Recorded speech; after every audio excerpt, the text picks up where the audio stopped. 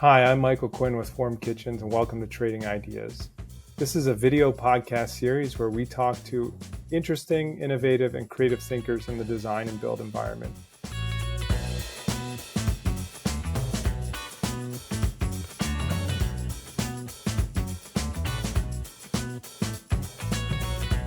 Well, welcome to today's episode of Trading Ideas. I'm really excited about today's episode because we are talking with Justin Schafer, the co-founder of High Tide Homes. They are a boutique development company. They specialize in spec homes and vacation rentals on the island of Nantucket. And I'm excited, because every time I talk to Justin, I just leave feeling a little more inspired and feeling a little more urgent in the work I need to get done. But also because he builds really beautiful product with his wife, and I'm excited to get into kind of their philosophy on the homes they build.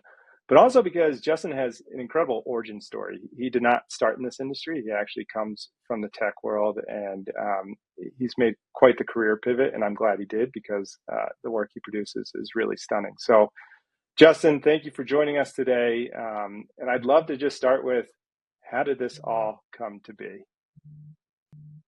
Well, thanks for having me, Michael. It's nice to be here. It's an interesting story. Just to note, I know you say talking with me makes you feel more urgent. There's nothing urgent about anything that we build, at least with the subs that I work with. No urgency. So I thought it was a very interesting choice of vocabulary to kick things off. For me, early on in my career, and I've been out of school, and I always think about this. Not a recent grad anymore. 15 years actually. I spent 12 years in tech, and the first thing I learned very early in my tech career was you're either building or selling or doing both. But that's where you want to be. You don't want to be in that gray area in between. You want to be building something or selling something. And I ended up participating in selling a product that we were building for a different product as we pivoted and changed for 12 years. Joined as the 12th employee of a small tech company, raised a bunch of money, ended up being acquired in our 12th year and probably fourth or fifth pivot, which was uniquely in itself to pull off, and 350 employees, and decided, it was time to sort of go out on my own, but continue the path of building and selling. One thing, which was building, a digital product and selling a digital product. And now I'm doing something that's quite tangible, something that everybody needs. And there isn't nearly as much of a, learning curve to explain what exactly we're trying to accomplish. And it's been very exciting. That's awesome. Was there like one sort of singular epiphany when you realized you need to either be building or selling, or what kind of led you to that conclusion? Well, for me, I don't even consider something sales if I believe I'm actually helping the person, the customer, for lack of a better word. So if I'm selling something that I truly believe in, it's not selling at all. I'm just trying to better that person's life, whether it's a tech product or a wonderful speculative home that I do now, or even a vacation rental where there's all these choices to choose from, and why are you going to go with one of ours? So it's I actually really relate to build or sell, and often when I'm talking to peers or people that have questions about the development industry or tech, I mean, I still have way more years in tech than I do in development. I stand true to that mantra. I very much believe in it. And I think being in one of those two buckets is a great place to be. I find myself now having a toe in each bucket, which I actually really enjoy. So it's funny. It's something that I heard very early on in my career, and to this day, I think about it often. By the way, I will come back to why I said urgent. There's a point to that. But what were some of the lessons you learned in building technical product that still ring true now that you're building physical product? Or were there some sort of frameworks or principles you learned while building technical product that you still use today as you build these beautiful homes? That's a great question. The easiest way to explain, I think everyone can relate to, is whether you're building a technical product or a physical product, tangible product like a home, it's going to come in over budget and take more time than and I laugh about that almost as much as I think about build or sell, because before I was, on the biz dev sales team, and I was Hmm. working with front end engineers and back end engineers, iOS, Android, graphic designers, you name it. And it was herding engineers, as like they say often, like herding cats. And now I'm Hmm. working with GCs and plumbers and electricians and landscapers and hardscapers. And uh, it's equally as challenging. And it's herding a different type of cat. One's more of an indoor cat and one's more of an outdoor. But it's there's so many similarities, and it goes back to if you're building something, you're building and you're working with other people, and the understanding and I guess sort of the foregrounds that I created in my tech world were way more transferable to getting a completed product and building something in this life, or my second career, if you will. I think that's something we all deal with is that expectation setting of you got to be comfortable moving those timelines and budgets. How does that factor into your work? I mean, I guess you're kind of your own client in some ways. Yeah, I think you have to figure out how comfortable you are being uncomfortable, because Wow. it's yeah, and that came up right there, Michael. That was fresh for you. Um, what I've seen, and now listen, the story, just to take a step back, is while Yeah. I was pursuing my tech career in 2016, when you heard enough people say, well, money's practically free right now, you got, rates Hmm. are so low, and I didn't truly understand what that was, but my wife and I, we were talking, and we figured, hey, you know what, why don't we get a little passive income? If we can figure out a model that works and diversify, it might be a smart thing to do. So we started, while we both had two different careers, and having a rental home that we were using to sort of diversify our investments and generate some passive income. What we Hmm. saw over those years, to get to where we are, and I think it's an important part to bring up, is we went from one house to then we realized, hey, you know what, let's go into another. And so what if we're buying at what we thought was the top of the market, because it really felt that way in 2016, Hmm. 2017. Rates were so good and they kept getting better that it seemed that it penciled, as that's the word I've learned is a very popular in the development world. Yes. Yes. So this started as very much a passive income side job, but on Nantucket and what we were doing, they weren't inexpensive homes to rent. What people were Hmm. paying per week is substantial, and you don't want to mess with someone's vacation. Um, Yeah. so we would start to learn feedback and hear, what did you like, what you didn't like, and we realized, you know what, let's repaint this house. Let's get a designer to come in and professionally furnish it. And this is, I just think it's important that this is how it built us up over time to get us to a place where decided, you know what, let's go all in on this. We're having some success. We've learned a ton. We're not as new as we think we are, and sort of propel us and take the next step into going full time and speculative and increasing our rental portfolio, where it makes sense. Going back to the where you have to get comfortable being uncomfortable, is every job, every project, whether it's personal or it's something that we're planning to sell, there's it's impossible, I think, to come in under budget in this industry, Yeah. and Yeah. it's really hard to come in on time. If you can get one of those two things, I think that's a win. That's generally where I shoot. And okay, we're going to be way delayed. Well, then at least tell me that my numbers look good. And if we're going to get, a lot of times for us, we need to get projects done by summer, by Yeah. Memorial Day on the East Coast isn't quite as good as Memorial Day in other parts of the country. So people think they want to be on Nantucket Memorial Day, but it can often be 45 degrees and pouring rain. But how do we get things done for the season? And so speed and efficiency is equally important. So it's a delicate dance. Excuse me, a delicate dance, and it's something that I'm constantly. It's a constant level of being uncomfortable. I think if I were to put a headline on this episode already, it's be comfortable with being uncomfortable. I mean, I think that's just such an important thing. And I want to push on that a little bit more, but there's something you said earlier, because I come from the startup world as well, right? And when you were talking about that, I think it was your first rental, you were kind of running these like product feedback loops that you see in classic like technical product development, which is you're really listening to your customers and going, oh, maybe we should paint this thing, or maybe we should um, up level that thing. How did you get so in tune with the customer, and had you kind of developed that product development. I mean, like to me, it sounds like you're building an app almost, like you're doing user testing and week over week on, we should do this, then we should do that. Like, had that become a part of your workflow? Because I think that's really important. I think now more than ever, you can communicate with your customers, you can learn what they want. And I think those who react swiftly and with good consideration tend to build a better product.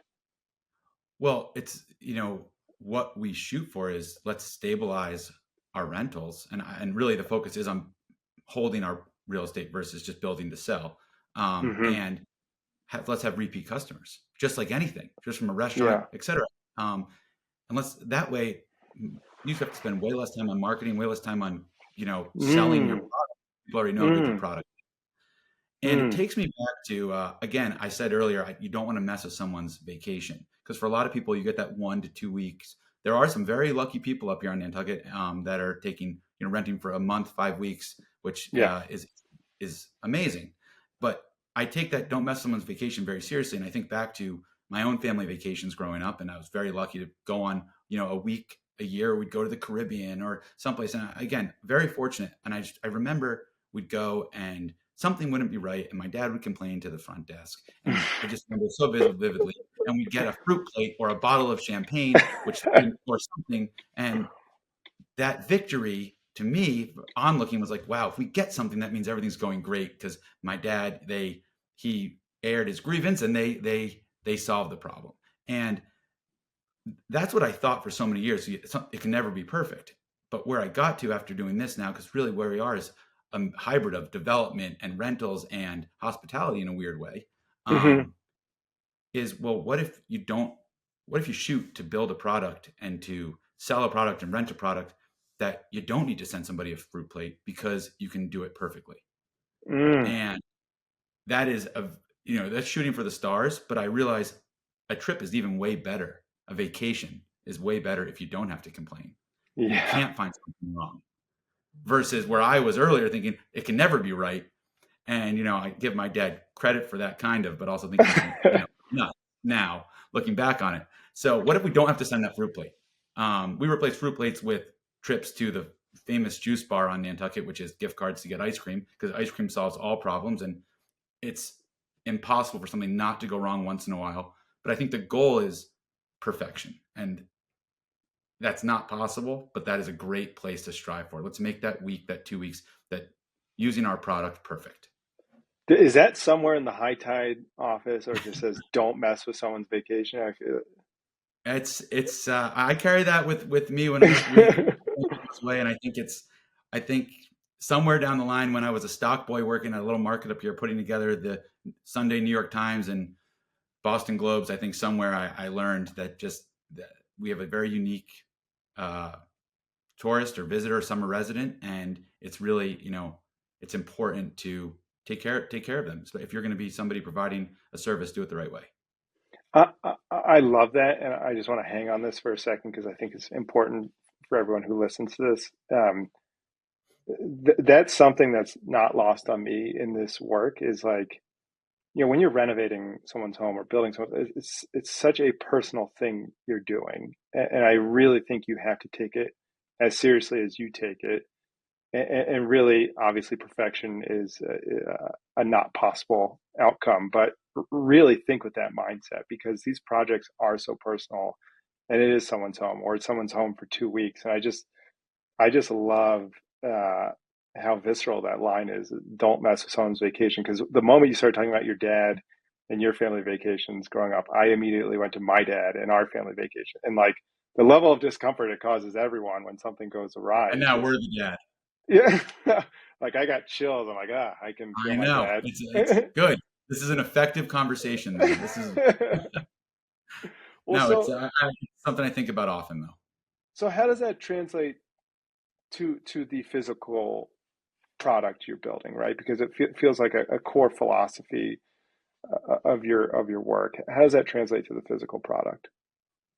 It's that product where, when you're visiting a resort and you pull on to the property gates, outside the gates, I'll call it, I'm using the gates as a figurative Yeah. word, but it can be anything. But when you get into that sense of relief, and I think when somebody shows up to walk through a spec or looking at speculative plans, because we haven't built it yet, but our renderings are going to be so good that you can't tell if they're a rendering, digital rendering, or a photo, because that's how good the tech has gotten. Applying that tech on top of uh, this, residential development world is still pretty new, because there's a lot of developers that are developer GCs out there Hmm. that are really, they're more of a GC than they are a developer.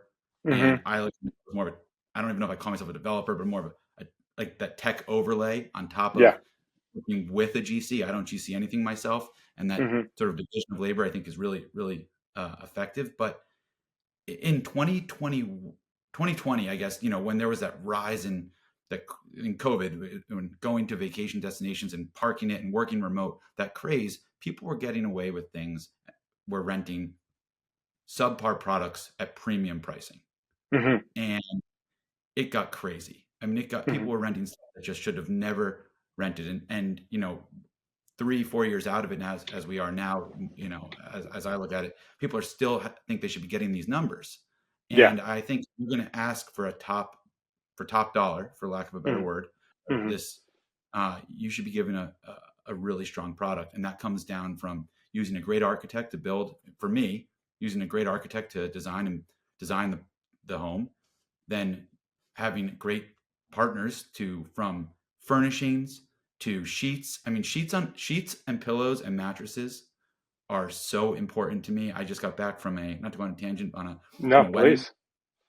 It's so inexpensive to have comfortable bedding, and it was, we're at this resort in Florida. It's a nice place.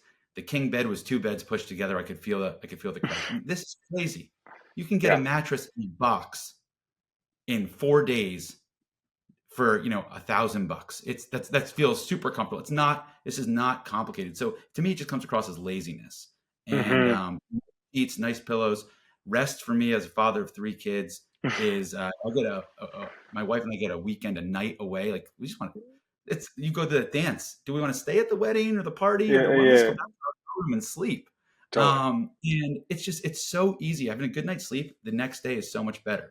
So it's little things like that. And then what brings me in, I full circle here, is the kitchen. The kitchen, what we've seen in design and residential homes over the past, I'd probably call it 10 plus years, is more of the heart of the home than ever. It's not just a place where you're cooking food. It is the biggest room in every home that we build. It Hmm. is a place where we're spending the most money. You might have been spending the most money beforehand too, but we're, really going over the top with it. Hmm. And that is the other place. So you go from the beds and the pillows to, like, let's put together a kitchen that you want to, that's an entertainment center. Yeah. I think people hang out in them more than they cook in them. Totally. Uh, and that's just sort of how I look at it. Well, so because we have a lot of people that listen that are starting new ventures, whether it's an architect going out on their own, a designer starting their own design firm. When you look back at, hey, my wife and I made this decision to generate some passive income, and now it's turned into, and correct me if I'm wrong, like a full passion and commitment to building beautiful homes and hospitality experiences.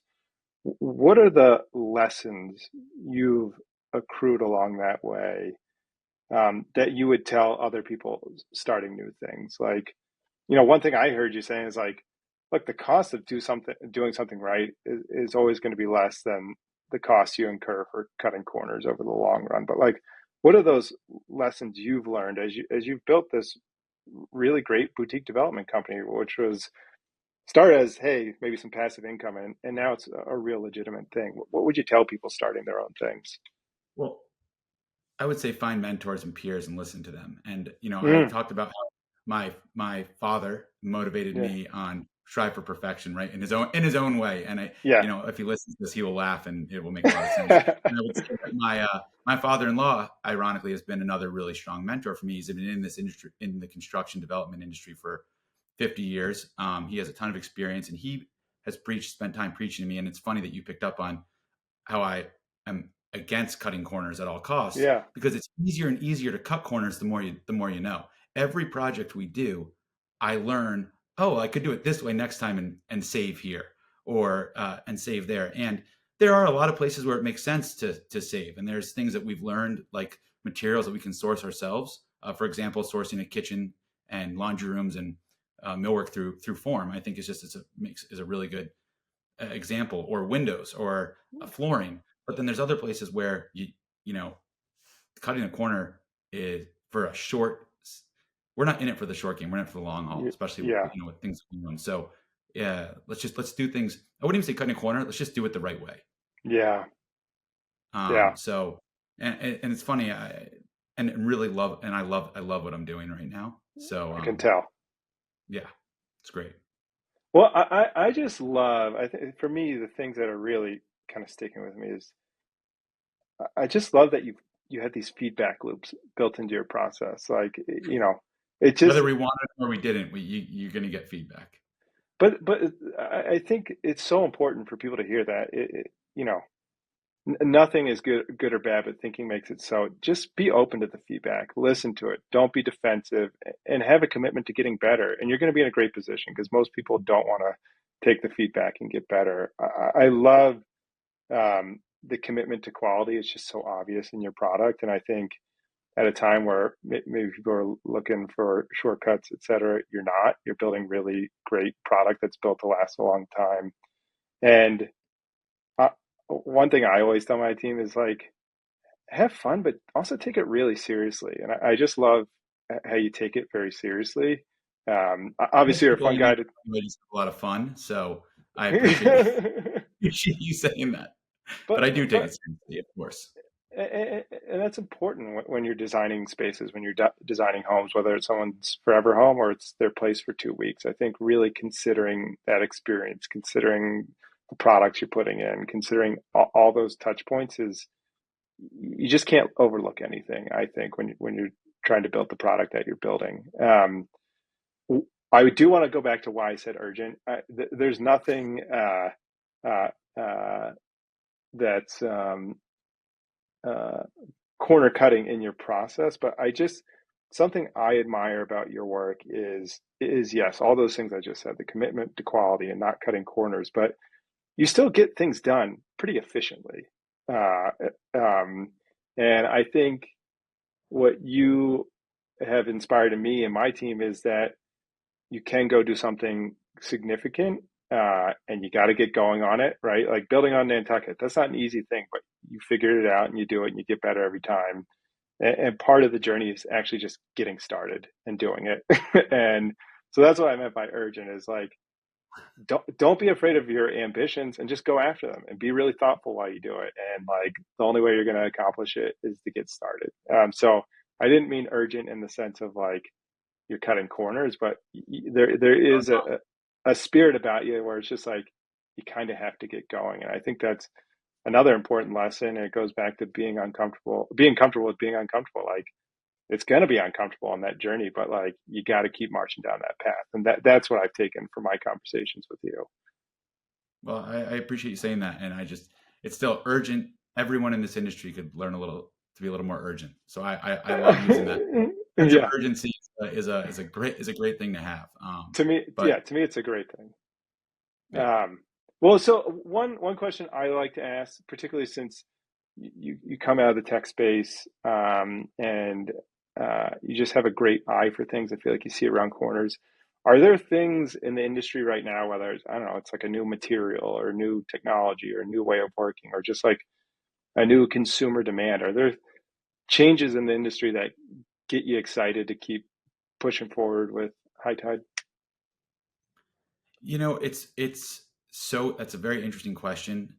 Nantucket is such an interesting place.